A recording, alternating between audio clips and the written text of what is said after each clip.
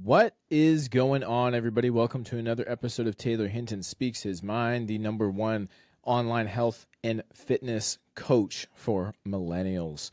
Today is Nutrition Log Audits. As you know, we have been typically doing on Wednesdays, 9 a.m., our Q&A, but I decided today, after getting some feedback from clients, that we need to take a look at some food tracking. Let's see what kind of things we need to tidy up. There are a lot of mistakes that people make.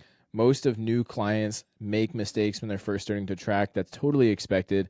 And today what I'm going to be doing is sharing my screen and going through some of my new clients and their tracking, things they're doing right, things they're doing wrong, how they can improve on it. One of the biggest things that I notice a lot of people do when they are dieting and they're doing it by themselves is just either one, cutting out all processed foods immediately, and without knowing, dramatically cutting their calories back by 1,000, even 1,500 calories daily, starving themselves incidentally, and then eventually binging it all back. The other thing that a lot of people do when they're doing it by themselves is they just simply reduce the portion sizes of the food that they're already eating.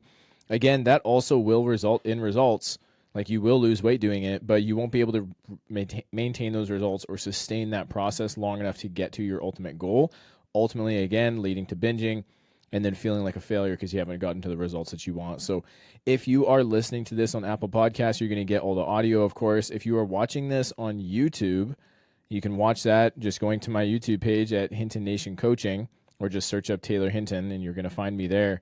I record all of these calls for YouTube as well. So if you want the visual and you want to actually see what I'm looking at, then go ahead and subscribe there. Subscribe on Apple Podcasts as well. We are not on Spotify as of now, but maybe one day, I'm sure. And then a little bit of housekeeping, as you guys know. So we've got our in-person event coming up on January 3rd. It's going to be a Chilliwack Poseidon cold plunge and sauna, where I am going to be reserving the entire 90-minute session for me and my clients to come out, get a sauna in, get some cold plunging in, set some goals, and just commune with everybody here so that we can level up and keep improving. There are 6 spots available at the time of this recording, and tickets will be available up until the very last day. So don't hesitate on it. There's only 6 spots left. The first 6 went in the first 48 hours, and then people kind of tapered off a little bit. But if I, am correct, and I am, in my estimation, a lot of times people last minute jump on all the spots at the same time and then they're gone. So if you're thinking about it, just do it. It's $100. You're getting the 90-minute session.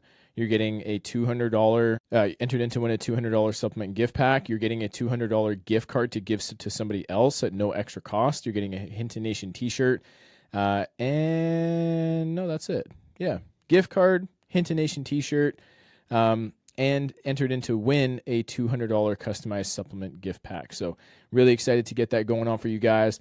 That is it for the housekeeping, I think. Let's get right into it. I'm going to dive into what we got going on. Jasmine, what's up?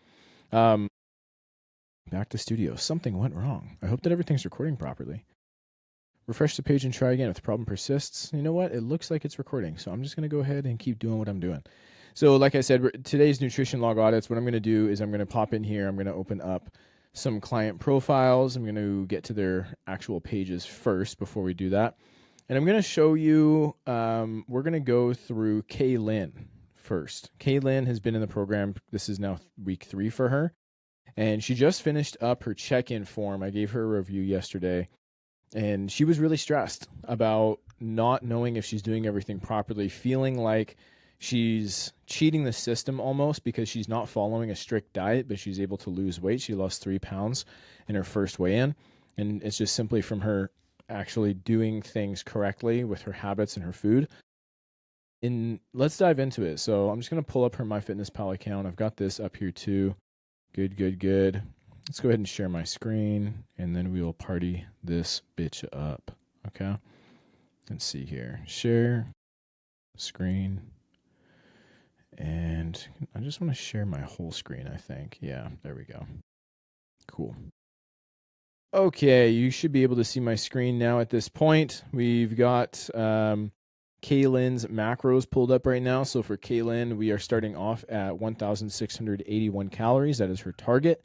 And each and every single day since she started and since she got her macros set up, She did a very, very good job. If you're a client, you already know what this process looks like, but just for everybody to see and understand, when we are getting ourselves started up, I'm not setting people's calories on day 1 or day 2 or day 3, but they are tracking their food on those days.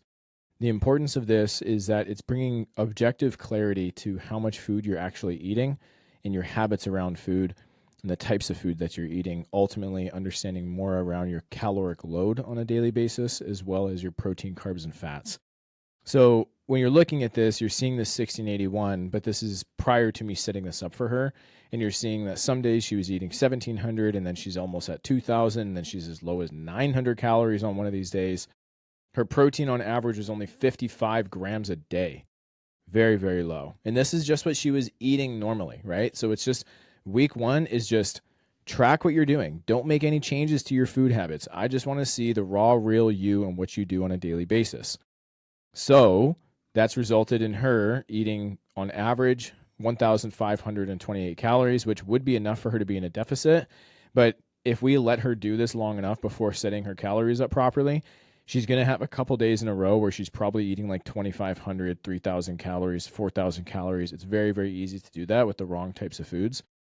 So she basically is living, she was, and like most people, was living in this zone of not eating enough food, trying to lose weight on her own, just like trying to eat less and eat less and eat less, getting really hungry, and then inevitably overeating and resetting everything. So her weight probably was going down for a couple weeks and then shot back up to normal. And then she's like, fuck, I got to lock it back in. I just overate. And then she'd go down for a couple weeks and then eating too much again, and constantly in this state of never actually seeing sustained progress.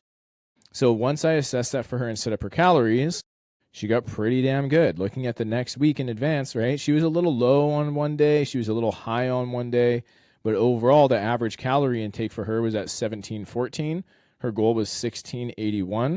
That's within 100 calories of her target at 1681. And that, in my books, qualifies as good. So she did a good job.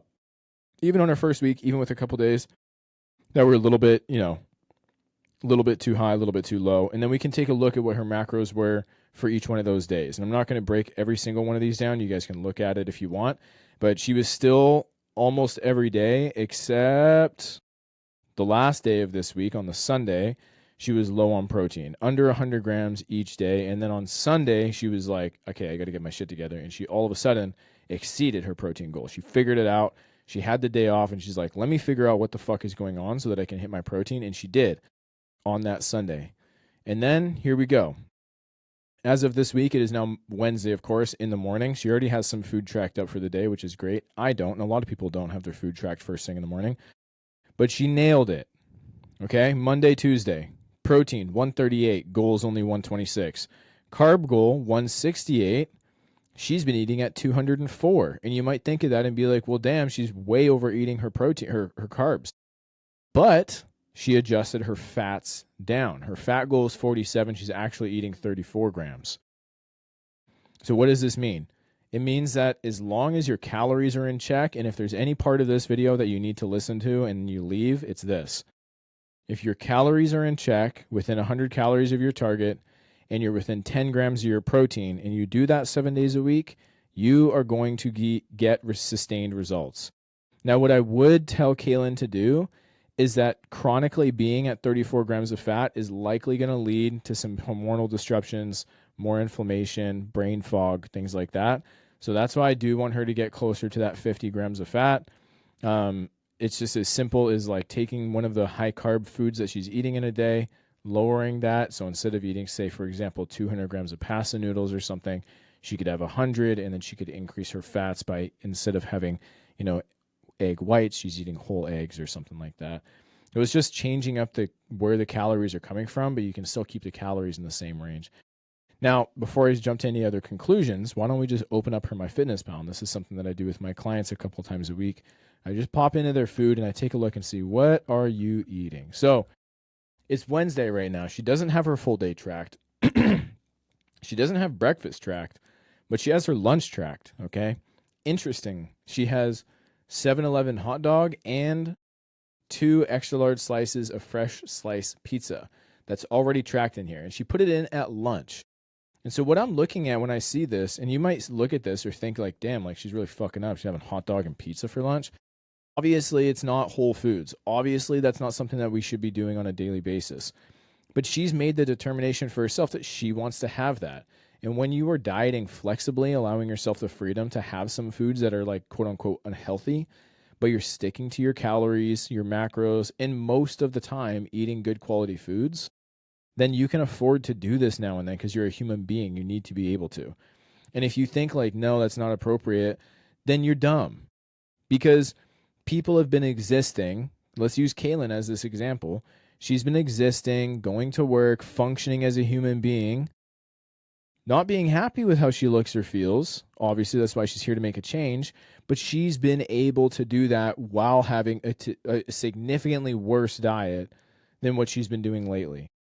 So if she's gone from eating 80% processed foods, which is very normal for most people, into eating 50, 60% processed foods, 40% processed foods, that's a huge shift in a positive direction. And it should be a really stark reminder for everybody listening to this that you don't need to be all in 100%. You don't need to be perfect. You don't need to eliminate foods entirely to get results. You just need to make shifts in the right direction. And over time, make greater and greater shifts and be more consistent with those shifts. Be, more consistent with not deviating, okay? So let's go back to her Tuesday, because that's a full day of tracked food. She's got a can of Celsius in the morning, some basically like an energy drink, 10 calories, simple. She doesn't like to eat food in the morning. That's fine with me. I don't care if you have food first thing in the morning or not, right? And then lunch, she's got some 200 grams of roasted veggies. That's awesome. Lots of fiber in there. She's got chicken breast, nice, 120 grams. Jasmine rice, cooked, 150 grams. Chicken, veg, rice, nice. And then for dinner, so she's got some cheese, she's got some turkey, she's got some marinara sauce, she's got some rotini pasta. This is a piece of criticism. You're going to want to write this down if you're new to tracking. Your rice and your pasta entries in MyFitnessPal, the default options, are dry ingredients. It's not cooked. And as you know, if you want to make this sustainable and easy and efficient, then you're going to batch cook your foods, meaning that you're going to take all the pasta noodles out and you're going to cook all of them up now. And you're going to store those pasta noodles by themselves, not with meat and sauce and stuff, just the noodles, in the fridge in their own separate container. And you're going to pull from that for the next 3 or 4 days for your lunches or your dinners. You're going to do the same thing with that, in her case, lean turkey breast, or if you prefer extra lean ground beef, or if you prefer chicken breast. You're cooking all the food up now and storing it separately. You might be thinking like, well, why don't I just mix it all together? Well, a couple things. One, it's really, really hard to track that way because you'd have to make a recipe in MyFitnessPal. You'd have to add in all of what the turkey value is, all of the pasta value, and then divide by how many grams you weigh on the food scale. It's more tedious and it takes more time. And one of the biggest problem with it, in my opinion, is that it doesn't allow for variety. Because maybe she runs out of turkey breast before she runs out of pasta noodles. And so she goes to the store, she grabs some chicken or whatever, and she mixes the chicken in with the pasta rather than the turkey with the pasta. See what I'm saying? When you have each of those foods separately cooked and stored, then you can come up with a lot of creative random ideas to mix and match different things. So typically in my house, what we'll do is we have a bunch of veggies that are cooked up on the stove, and we'll put that in the fridge in its own container. We'll do the same thing with some beef. We'll do the same thing with pasta and potatoes. So there's normally like 4 large containers of different food items in the fridge that are already cooked up. Those are calorie-dense foods. Those are going to make up big portions of our calories throughout the day. So all we have to do for dinner time, rather than cooking a meal from scratch every single night, it gives us the flexibility to get more work done, be productive, do whatever we want, and just reheat the food that's already been cooked in the past. So back to her tracking of this pasta noodles, when you track it as the dry ingredients, which she's done, but you've weighed it out after it's been cooked, then you're actually getting way less calories than you're reporting, right? Because the dry noodles, they don't have any water in them, so you're getting like a much higher concentration of food that's being added into MyFitnessPal. But if you weigh it out first and then you put it in MyFitnessPal as the cooked food item, then it's going to be more precise. her 150 grams of rotini pasta noodles is probably more like 250 calories. She's reporting more than double the amount of calories that she's eating for that food. So this is where I'm like, yo, girl, you hit your calories technically, but you reported that you ate way more than you actually did with one of these food items. So realistically, she probably only ate like 1,400 calories, meaning that she actually could have had another 250 calories in some carbs or some fats. And I personally, I would have that 200 calories in some frozen yogurt. Frozen yogurt is like 190 calories per 200 gram serving, or at most like 250 calories per 200 gram serving. So she could have 200 grams of ice cream every single night, stay within her calories, eating mostly whole foods, hitting her protein target, and continue losing weight. That's how flexible dieting is done, right? But some key things that are really important. So once she tracked her rice as cooked, she just needs to change her pasta up. She's tracking things in grams and milliliters, not in cups or ounces, volumetric units, tablespoons. There's some things that you don't need to weigh out, and these things should be a common sense thing, guys. The protein powder, there's a scooper inside the protein powder. The nutrition label says per 1 scoop. And how often are you like sprinkling half a scoop into your food or 3/4 of a scoop? You're not. So you don't need to weigh it out. 1 scoop is 1 scoop every time you scoop it out. As long as you don't have like a heaping scoop or something like that, you just level it out each time. Easy. Another thing you don't have to weigh out is like single unit servings of foods. So as you can see here, she has this Natrel fudge bar. It's some type of like low ingredient, quote unquote, health bar or something like that. Nothing wrong with it. But why would she weigh that out? It doesn't make any sense. The nutrition label says per 1 bar. So just track it as that 1 bar, right? So Reese's Cups, like all of your chocolate bars, Baby Bell, Cheese String. Those are like the types of things that I typically go to as illustrations. Even a Mandarin Orange. Mandarin oranges are going to be the same every time, right? You don't need to weigh that out. It's just going to be the same thing. But you would need to weigh out your apple and your banana because those actually come in very different sizes, even though they look pretty similar. And like MyFitnessPal will give you options. It'll be like, is this a medium apple or a large apple? Medium banana or a small banana? And then sometimes it'll even give you like diameter or length of it. It's like, are you actually getting a measuring tape out? Really? No, you're not. And your perception of a medium apple versus my perception could be totally different. I could be looking at what I think is a small apple, and you could be like, that's pretty big.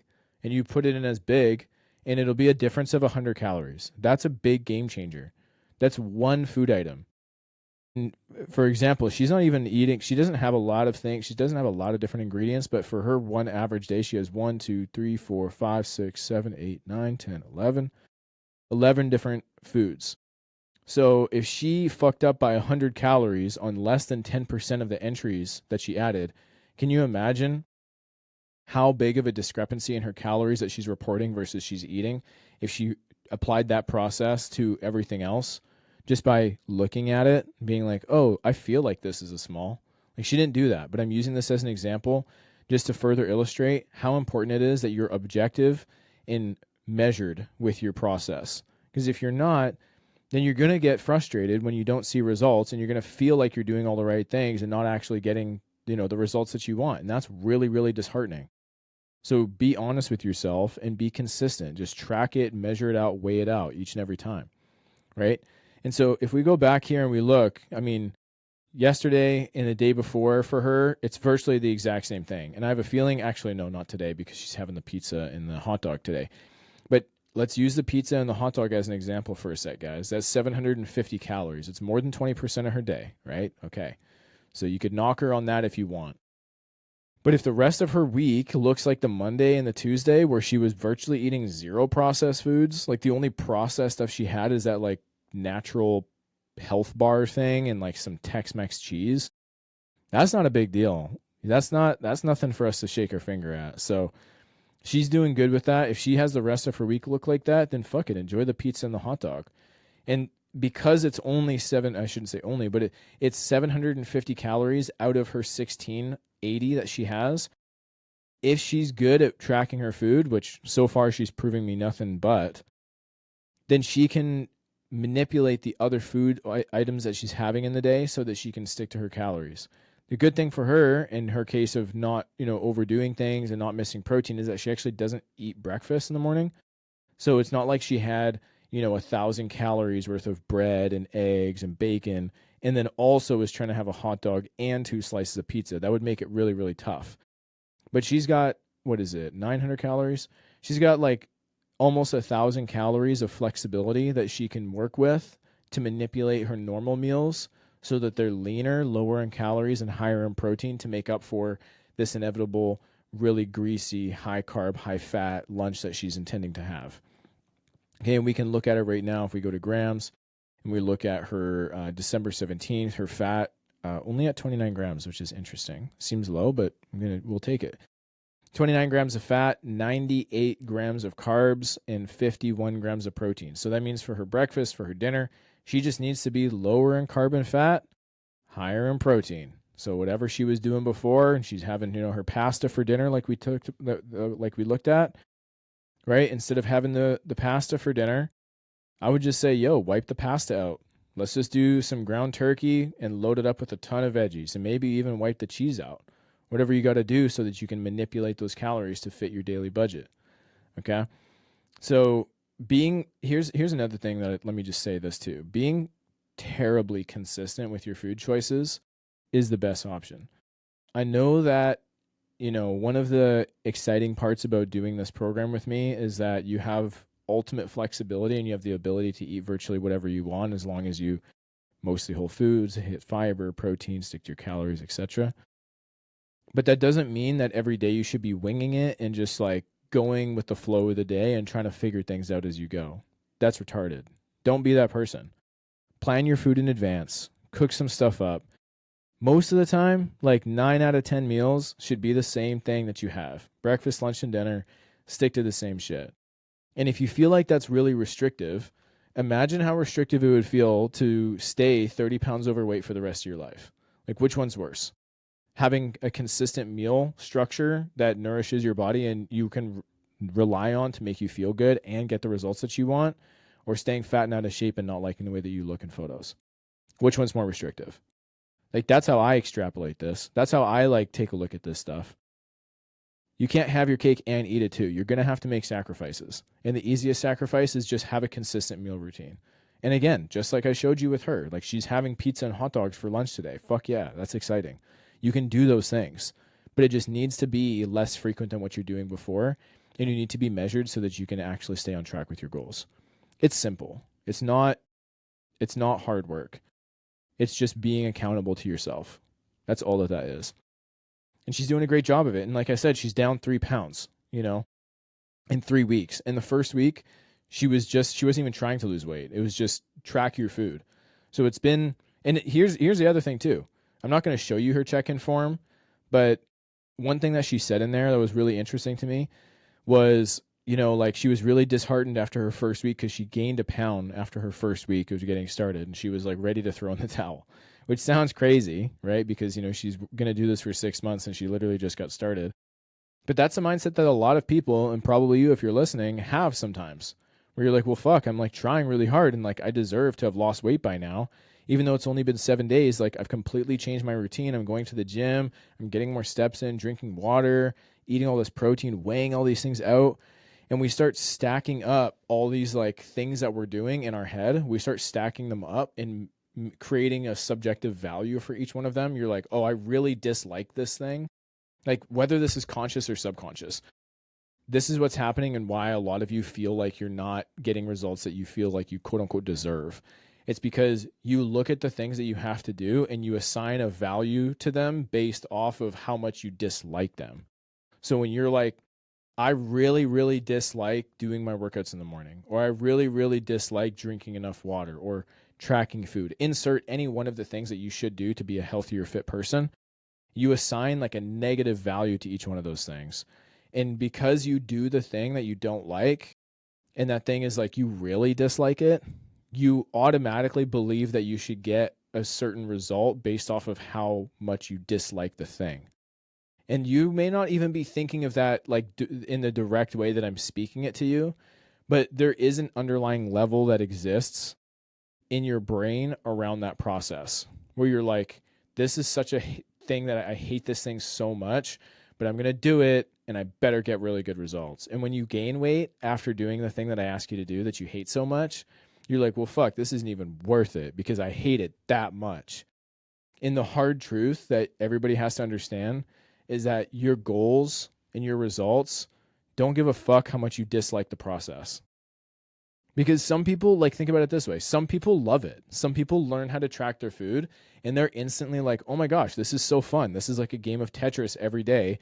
And I get to eat the fun stuff that I like. What a dream. And then they get really good results. It's not because they like it that they got results. And it's not because you dislike it that you didn't get results or vice versa. It's just the process. It's totally outside of your emotions. But for some reason, as human beings, we feel more comfort in associating like emotions with a value. And when you do that, you're shooting yourself in the foot. You're making it so much harder to stick to it. Ultimately, at the end of the day, what I'm trying to tell you right now is you have to just ignore how you feel about things. And I know that sounds really backward, especially in today's society where everything is about how you feel and doing what makes you feel good now and all this bullshit. But ultimately, that leads to disappointment and resentment towards yourself. Because if you're constantly doing things that you just enjoy all the time, like living your life and like you only have one life, like do the things that you want, you know? Yeah, totally. But don't hate yourself in between every one of those moments where you're enjoying that bliss.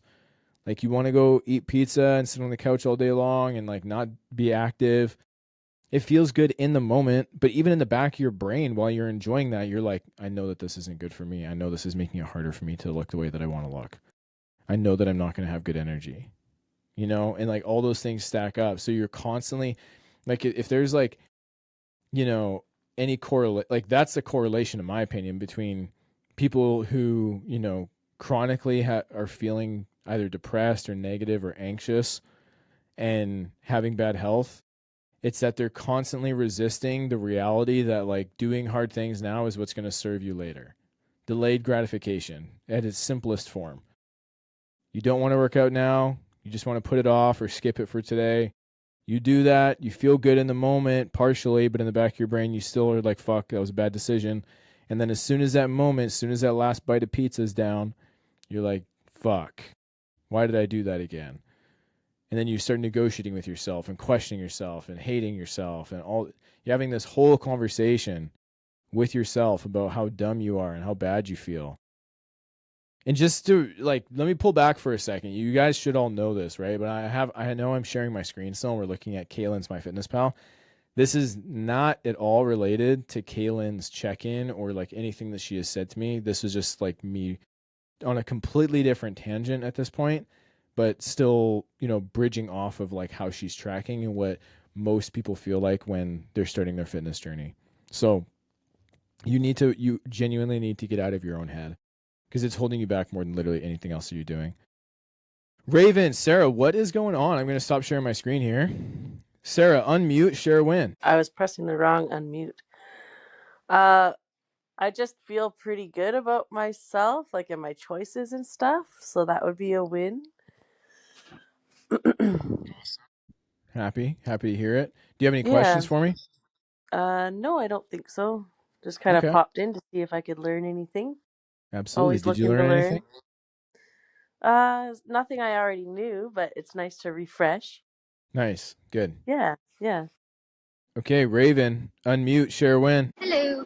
Hello. I am finally starting to hit my calories daily or close to it. Hell yeah. Love that for you. It's a big struggle. So I'm finally getting there without getting sick.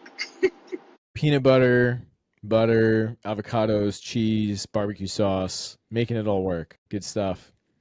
Any takeaways from this? Get in my head too much about certain things. So like you just said, get out of my head, get out of my own way, and just do it. There you go. It's simple. It's not easy. It's from Michael Smoke. I love that catch that he always has. I can't steal it because that's how he does. He finishes all of his videos with, it's not simple, but it's easy or something like that. but it is simple. It's not easy. You just got to get out of your own way. Thanks so much for popping in, everybody. Hope you guys have an amazing day. If you are watching this on YouTube, comment below what you want to see next. Any questions, concerns, takeaways that you got. If you're listening to this on Apple Podcasts, hit the follow button so you can see, follow, subscribe. I don't know what it is. Hit the button so that you can get more of this shit. Make it easy for yourself to hear more of it, so you get notified each time that I release one, at least 3 times per week. And if you are listening on Instagram, shoot me a message. Let me know what your biggest takeaway was, any questions you got. I hope you guys all have an amazing day. I'll see you on, you know what? Let me sit here for a second. Yeah, Friday's going to work out still. That's right. I have some plans coming up that I can't divulge live in case a certain individual is listening. And it's not Angela. Take care, everybody.